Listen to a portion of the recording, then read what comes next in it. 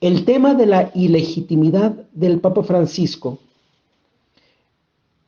nace en grupos con características muy específicas.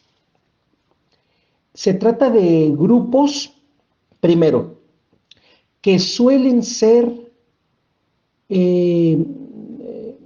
opositores, que suelen ser críticos de toda la reforma litúrgica, de toda la reforma que vino con el Concilio Ecuménico Vaticano II. De manera que desde San Pablo VI, o sea, desde 1963, han aparecido estos grupos que atacan por un lado y por otro al Papa en turno. Y la única manera que encuentran este tipo de grupos de querer echar abajo lo que los papas han realizado a partir del Concilio Ecuménico Vaticano II y su puesta en práctica, la única forma que encuentran es decir que el Papa en turno no es Papa legítimo. El problema, hermanos, es que estas personas no son la autoridad para decir quién es el Papa legítimo y quién no. Las normas para elegir al Santo Padre son clarísimas. Y son normas que los papas han ido estableciendo y que con el tiempo algún papa hace alguna modificación en cuanto a la forma, no al fondo. Por ejemplo, si había, voy a inventar, ¿no? Si había en la norma anterior la estipulación de que debía haber 20 votaciones, y si en 20 votaciones no sale un papa elegido, entonces que se eligiera por mano alzada, por decir.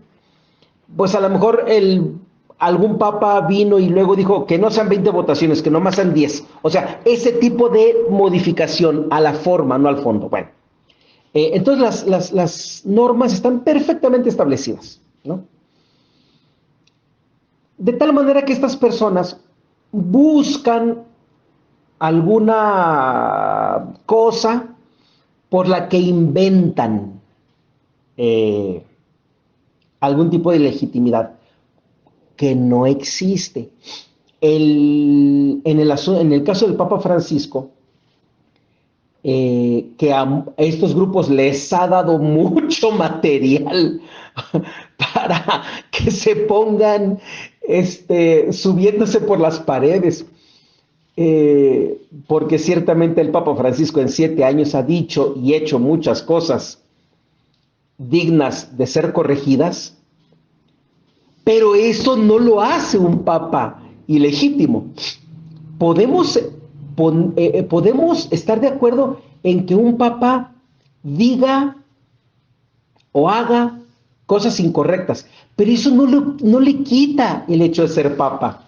La legitimidad o ilegitimidad se decide en los días de votación, no en los años siguientes con su actuación, ¿no? Entonces, estos grupos con el Papa Francisco, bueno, ya traen canas verdes los pobres, pero de donde se agarran generalmente es de que el Papa Benedicto no renunció. No fue legítima, no fue válida la renuncia del Papa Benedicto XVI. Y por lo tanto, sigue siendo el Papa gobernante. Y por lo tanto, cualquier otro que sea elegido como Papa, mientras Benedicto XVI es el Papa gobernante, pues ese otro, en este caso Francisco, es ilegítimo. Bueno, este argumento es de lo más absurdo y estúpido que puede existir, porque solamente puede sostener el afirmar que la renuncia del Papa Benedicto XVI no fue legítima, solamente se puede sostener por parte de alguien que ignora quién es Benedicto XVI. Es dicho por los mismos alemanes en el momento en que el Papa Benedicto XVI gobernaba la Iglesia, es la mente alemana más brillante que vive. Entonces, dicho por los mismos alemanes. Entonces, para que los mismos alemanes, que son una nación y un pueblo que se han caracterizado por siglos debido a su genialidad y a su brillantez en todas las áreas del conocimiento y del arte, el que ellos mismos hayan declarado que Benedicto XVI era la mente alemana más viva, más brillante que había. ¿Cómo va esa mente brillante, conocedora desde hace 30 años, desde hace 30 años, perdón, desde hace 40 años, más bien desde principios de los 80, de todas las mecanismos y dinámicas y procedimientos vaticanos, cómo le va a salir ilegítima su declaración de renuncia? O sea, es absurdo, es absurdo. Es casi como que decir que Jesús no se sabía el Padre Nuestro. O sea, es una tontería afirmar eso. Bueno, pues estos grupos, como de este Alberto Villasana, no son más que grupos que se dedican no solamente a querer corregir, bueno, no se dedican estos grupos, como el de Alberto Villasana, a querer corregir al Papa Francisco, no, se dedican a atacar al Papa Francisco. Y hay una cosa, hermanos, todo católico siempre podrá corregir al Papa en turno, porque el Papa es un hombre inspirado por el Espíritu Santo, pero es un hombre y por lo tanto falible. Entonces, todo católico siempre podrá corregir al Papa, pero jamás ningún católico deberá atacar al Papa. Esa es la diferencia. Y eso es a lo que se dedican estos grupos, no a corregir al Papa, sino a atacarlo, ¿no? Entonces, hablar de la ilegitimidad del Papa es atacarlo. Y no es más que una variación del odio a lo que el Espíritu Santo instituyó.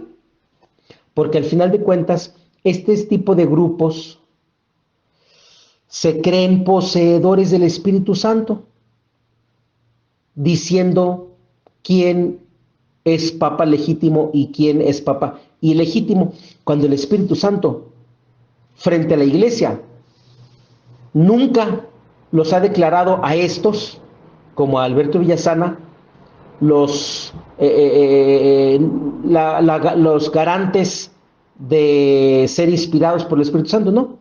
En cambio, los que eligieron al Papa, los cardenales, son a los que el Espíritu Santo, ante toda la Iglesia, les ha garantizado asistirlos en la elección del Papa. Entonces, si el cuerpo cardenalicio, el que tiene la garantía, fíjense nada más, la garantía de ser asistido por el Espíritu Santo, si ellos dicen que este Papa es legítimo, el Espíritu Santo está hablando a través de ellos, porque ellos sí, frente a toda la Iglesia, frente a todos nosotros, tienen la garantía. El Espíritu Santo les ha asegurado, les ha garantizado asistirlos siempre, cada vez que elijan a un Papa.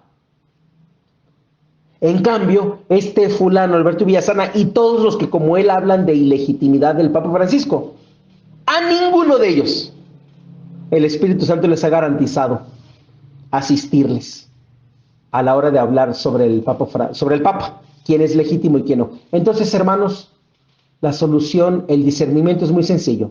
¿A quién escuchamos? ¿A quién debemos atender para saber qué Papa es el legítimamente elegido y el legítimamente gobernante? ¿A quién debemos atender?